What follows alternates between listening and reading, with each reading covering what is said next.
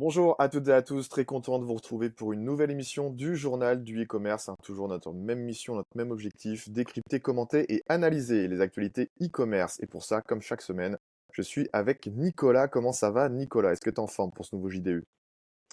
Eh bien, écoute, très bien. On va avoir un épisode assez riche, je pense, sur les Ouais. tendances. Donc voilà, au taquet pour ce nouvel épisode. Ouais, t'as déjà teasé un petit peu, t'as déjà spoilé un petit peu sur ce qu'on va aborder. Ça arrive tout de suite. En attendant, hein, n'hésitez pas à vous abonner à notre chaîne podcast, à notre chaîne YouTube, bien sûr aussi, qu'on va développer de plus en plus. Vous pouvez également vous abonner à notre édito, notre newsletter hein, qui sort chaque semaine le jeudi pour rien manquer des actualités sur e-commerce Nation. On décrypte que quelques petites actualités avec Nicolas, mais il en sort tous les jours sur ECN.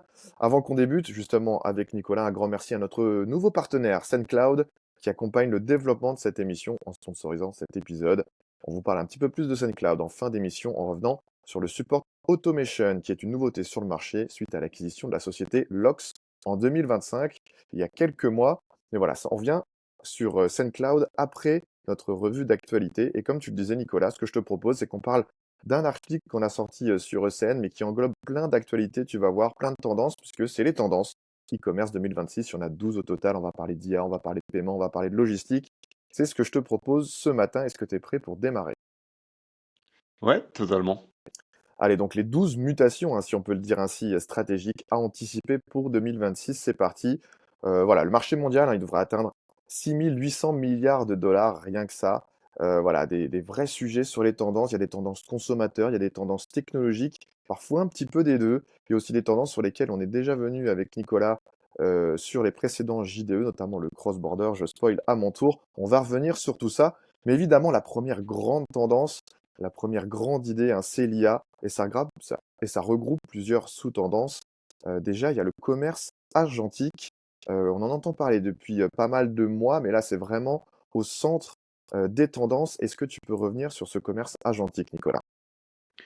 Oui, on en parlait aussi dans des précédentes émissions, plus spécifiquement. Donc c'est le côté des agents IA tout simplement. Mm, Comment intégrer les agents IA? Et là, on est assez dépositaire des intégrations technologiques des plateformes. Voilà, de structurer la donnée pour que ça remonte dans les LLM, les ChatGPT, les Gemini, ce type de plateforme. Et il y a un vrai enjeu en termes de référencement dans ces plateformes pour les marchands, mais aussi de structuration de la donnée et de chasse au trésor, un peu mm. de suivre un peu les tendances, de comprendre euh, les, euh, les bons processus. Les projections hein, d'ici 2030, c'est ce modèle pourrait atteindre 3 000 à 5 000 milliards de dollars de ventes, soit jusqu'à 30% des achats e-commerce mondiaux. Donc Ok. vraiment, on est sur un outil qui peut à terme prendre énormément de parts de marché et voire remplacer les moteurs de recherche. Mhm. Ce qui va être clé, c'est la création de contenu, c'est des critères pragmatiques comme le prix, la disponibilité, les délais. Et donc, euh, L'importance pour les marchands, c'est c'est de prendre le train en marche, car s'ils ratent ça, bah, Mm. ils pourraient devenir tout simplement invisibles aux yeux des consommateurs. Ouais, et puis tu parles de 2030. Au final, 2030, on a l'impression que c'est très très loin, mais en fait, c'est juste là, c'est quasiment demain. Donc voilà, tendance vraiment à surveiller. Ça va commencer par cette année de 2026. Autre tendance, hein, on parle beaucoup de data, on parle aussi beaucoup d'hyper-personnalisation, hein, les deux peuvent être liés. La data permet d'être de beaucoup personnalisé, pardon. Voilà, est-ce que tu peux revenir sur ces deux tendances-là également? Oui, avant, la data, c'était perçu comme quelque chose en plus. C'est-à-dire Ouais. que si tu avais un système de données extrêmement qualifié et structuré pour la gestion de tes clients, l'expérience utilisateur, c'était vraiment un avantage concurrentiel. Maintenant, en 2026, c'est vraiment un prérequis de survie. OK. Euh, Parce que aujourd'hui, les consommateurs s'attendent à davantage de personnalisation, davantage de fluidité, à de la performance technologique au quotidien, dans le SAV. Donc, Vraiment, aujourd'hui, la data va être un prérequis. on parlait des agents Ouais, e-commerce, des agents IA, et donc là, pareil, avec le protocole de Google, il va falloir avoir une structuration cohérente de sa data pour monter en puissance et donc permettre ce que tu évoquais, l'hyper-personnalisation. ouais. J'ai l'impression qu'on en parle tous les ans Ah de oui, cette tendance de c'est ça. personnalisation. Euh, Parce que c'est une attente des consommateurs, donc elle reste là. La seule différence pour 2026, c'est qu'aujourd'hui, on va avoir un outil extrêmement puissant qui est l'IA pour personnaliser à échelle individuelle, pour pousser la personnalisation à des extrêmes qu'on n'avait jusqu'alors jamais Mmh. atteints. Donc ça, c'est super intéressant, c'est de dire, bah, aujourd'hui, si tu n'as pas la data, si tu n'as pas un système qui est suffisamment agile, suffisamment structuré pour évoluer et pour que l'IA utilise cette data pour fournir une expérience encore exceptionnelle, je pense qu'on ne peut même pas s'imaginer ce qu'on va pouvoir faire sur ces prochaines années avec ces outils, eh bien, tu vas être décroché. Tu vas Mmh. être décroché de la concurrence, de ton marché. Et donc, ça, c'est un vrai sujet. Et je pense que ça va même impacter les modèles économiques des sites e-commerce, cet aspect de data, d'hyper-personnalisation, à force de très bien connaître leurs clients, peut-être que des services vont voir le jour. Donc ça, Mmh. c'est mon petit pari Mmh. de mon côté. OK, bon, bah, les paris sont lancés. Puis d'ailleurs, on revient dans l'article que 72% des consommateurs européens déclarent n'acheter que si l'expérience est personnalisée. On est à 72%, peut-être qu'à l'avenir, et comme tu le disais, avec tout ce qui va évoluer, on sera plus que ça, voilà, sur l'hyper-personnalisation et la data. Et puis il y a une expression aussi qui arrive de plus en plus. Très franchement, ça fait très peu de temps que je l'ai vu pour la première fois. C'est le B2H, le business to human. Est-ce que tu peux nous parler de cette tendance, la décrypter, l'expliquer aussi?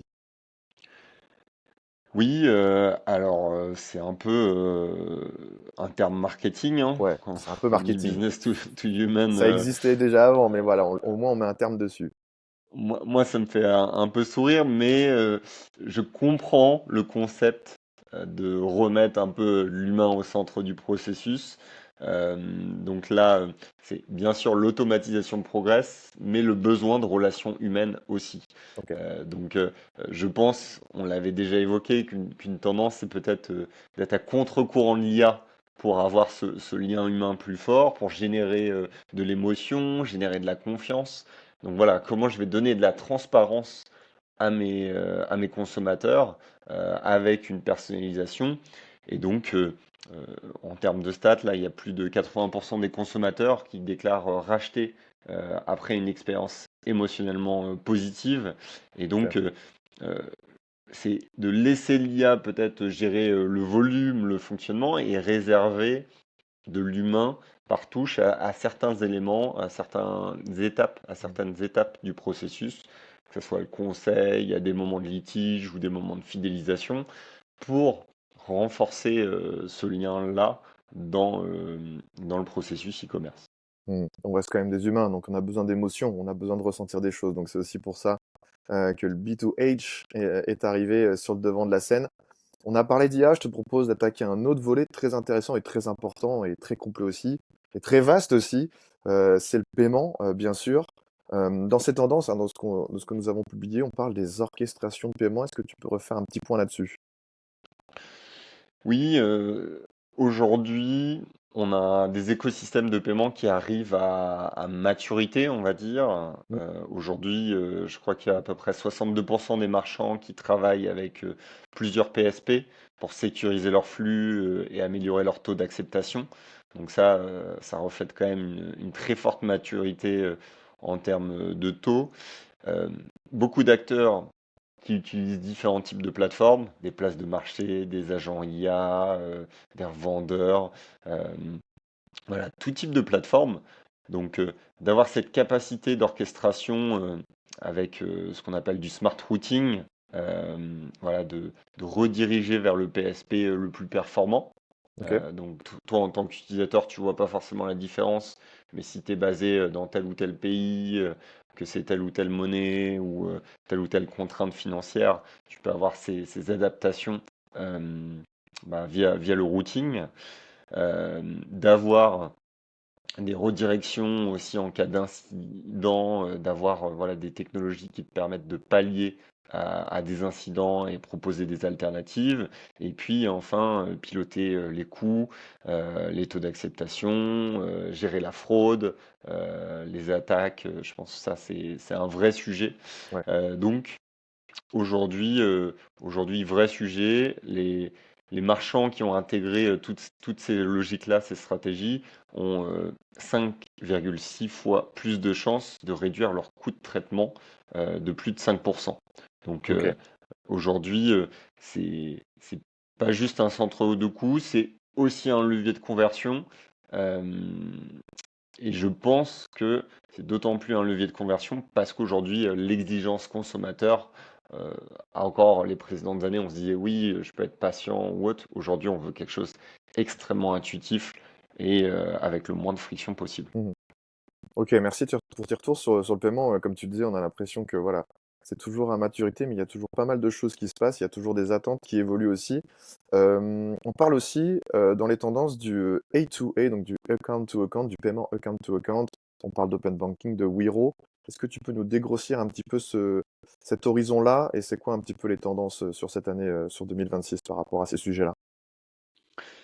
Oui, c'est un sujet déjà que les consommateurs ont expérimenté hein, avec les virements instantanés.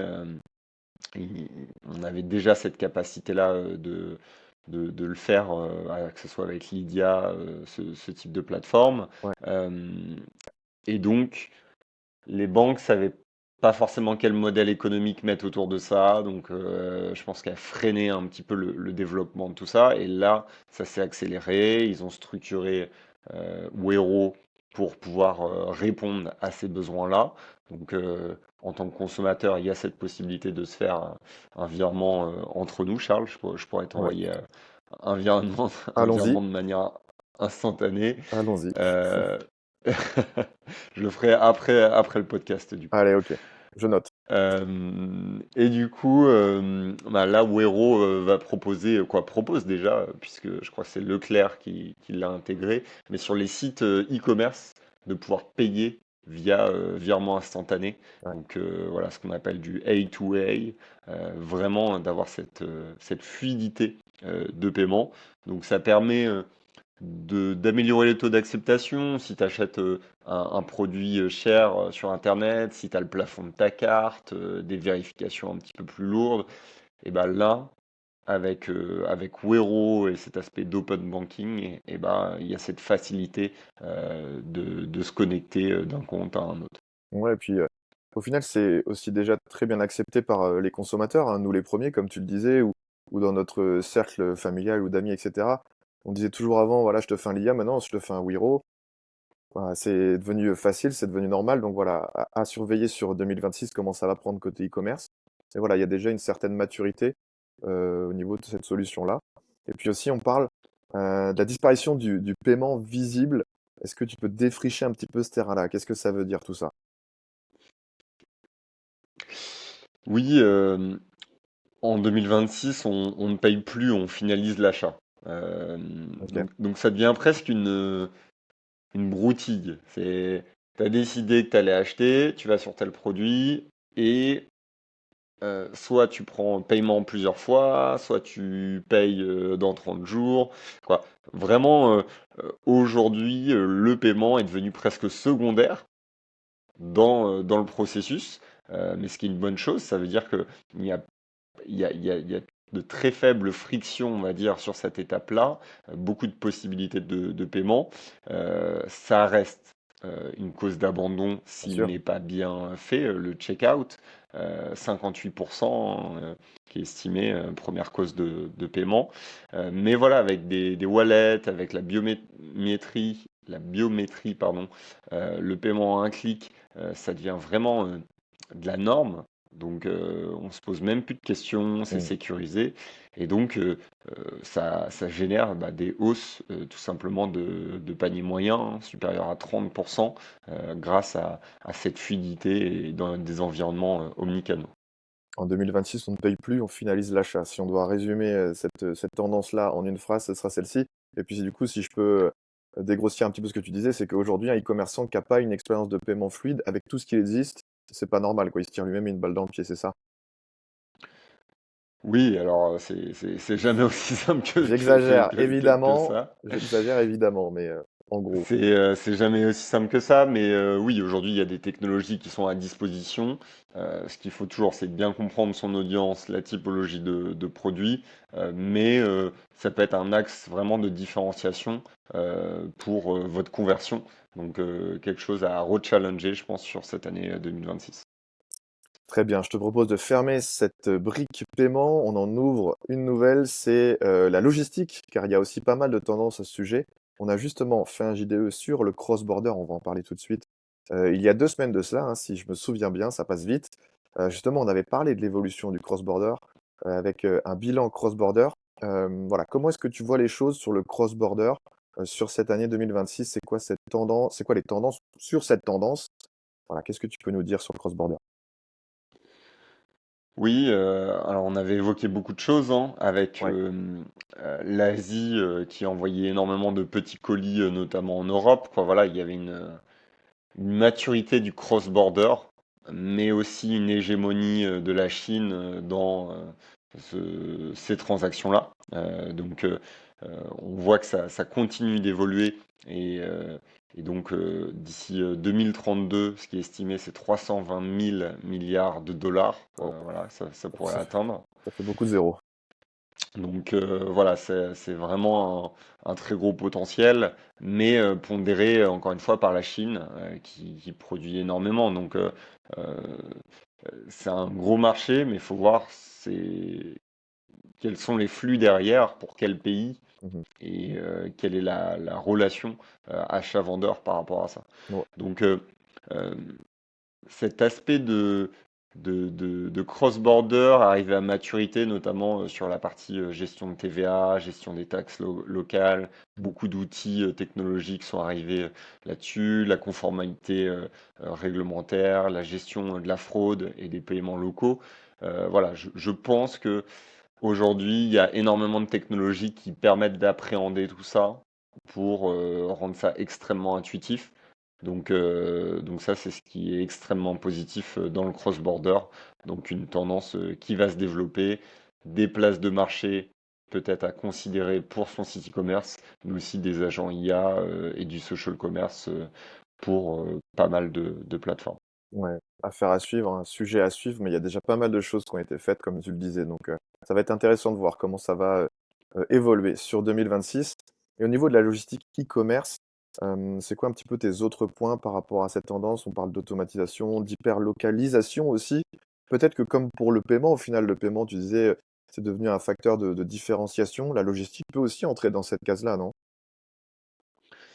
Ouais, ouais, j'ai vu un article là-dessus qui parlait de zéro logistique ou de logistique zéro. Ok. Et je trouve le concept super intéressant parce qu'on est arrivé à une automatisation, des, des durées de livraison extrêmement courtes. Mhm. Et, euh, et donc, comme on parlait de simple formalité pour le paiement, la logistique, ça devient une simple formalité. Ouais. Parce que tu as des lockers sur ton parcours de ta journée, proche du travail ou en rentrant à la maison. Euh, Tu as des transporteurs qui sont en capacité de te livrer à J+1. Tu as un suivi qui est extrêmement fluide sur ces transporteurs. Bref, beaucoup d'informations et donc ça devient une simple formalité extrêmement fluide de fonctionner et donc on ressent plus cette contrainte de la logistique qu'on avait il y a quelques années. Donc ça, c'est le premier élément. Les clients sont assez exigeants par rapport à ça. Mhm. Et donc, euh, ce qui est notamment là souligné dans l'étude, c'est plus de 60% des consommateurs choisissent un site selon les options de livraison. Donc, je trouve un bon produit, mais il n'y a pas le transporteur qui me va, le point relais adapté ou la livraison à domicile. Et ben c'est un point bloquant. Ouais, C'est c'est un point problématique. bloquant parce que aujourd'hui, les consommateurs, ils ont leur habitude, que ce soit en locker, en point relais, s'ils n'ont pas spécifiquement l'offre qu'ils estiment efficaces pour récupérer leur colis ou la plateforme, ça devient compliqué. Ok. Donc, des tendances clés dedans qui vont continuer à se développer, des micro-hubs urbains pour rapprocher le stock du client et permettre la livraison rapide, automatisation des entrepôts. Là, beaucoup de choses se passent à ce niveau-là. Ouais. Et puis après, du pilotage avancé des stocks via des OMS, des WMS. Là, pareil, il y a une maturité technologique dessus. Donc, beaucoup d'outils qui vont rendre le quotidien des e-commerçants plus intuitif et beaucoup plus puissant en termes de potentiel. Ok. Merci à toi pour tes retours. Donc, on vient de parler de logistique, on a parlé des paiements, on a parlé aussi évidemment en tout premier lieu de l'IA. Il y a quelques autres différentes tendances hein, qui sont mises en avant dans notre article, et notamment le social commerce. Est-ce que tu as quelques mots sur le social commerce pour 2026? Oui, social commerce, on en parle aussi depuis pas mal d'années. Ouais, c'est vrai. Mais je pense qu'on arrive à une maturité, notamment grâce aux plateformes, hein. Ouais, Euh, Aujourd'hui, le groupe Meta, avec son aspect publicitaire, a vraiment quelque chose de très mature pour l'activation des e-commerçants. TikTok euh, a une offre qui commence à se développer sur la France, mais à l'international, c'est déjà extrêmement présent. Donc, avec ce qu'on appelle le shoppable content, ouais, donc un contenu qui peut être acheté via la plateforme, le live shopping. Donc ça, c'est gros sujet, hein. Déjà, le live arrivé à maturité avec des plateformes comme Twitch, avec tout à YouTube, fait. avec TikTok aussi, le live traditionnel. Et donc, les plateformes, vu que les utilisateurs sont habitués au live, bah, d'intégrer de l'acte d'achat, bah, il manquait cela. Et donc, ça s'est intégré sur ces plateformes-là de manière native. Donc, ça, c'est extrêmement intéressant. Et donc, je pense que TikTok est en train de réussir ce que Meta a essayé de faire sur les précédentes années. Et donc, Mhm. c'est possible grâce à la vidéo, des Ok, plateformes full vidéo. Donc c'est plus du social vidéo commerce, ok. la vraie tendance et même le live. euh, Là, c'était des tendances les précédentes années, mais il n'y avait pas la conversion. Aujourd'hui, la vraie tendance, c'est de pouvoir générer énormément de ventes via des plateformes comme chez TikTok. Ouais, et puis comme on disait tout à l'heure, c'était aussi, c'est déjà aussi accepté par les consommateurs. Donc voilà, aujourd'hui tout est facile. C'est pas comme si on partait de zéro. Là, il y a déjà une maturité aussi dans ces actes d'achat, notamment TikTok Shop, alors que c'est tout récent, notamment sur le marché français, mais ça a déjà bien pris à l'échelle mondiale. Donc oui, le social commerce à surveiller en 2026. Tu avais d'autres éléments sur le social commerce? Oui, ce que tu évoquais, les usages de consommateurs, mais aussi tu as une génération qui arrive à maturité, Mhm. qui a grandi avec TikTok, qui va être en mesure de faire davantage d'achats via cette plateforme-là. Donc voilà, il y a quelque chose aussi de générationnel par rapport les consommateurs qui sont prêts à acheter sur ce type de plateforme. On parle aussi de tendances technologiques, hein, on parle de headless, de composable commerce. Est-ce que tu peux revenir sur ces termes-là? C'est quoi ce qui va émerger peut-être en 2026 en quelques mots?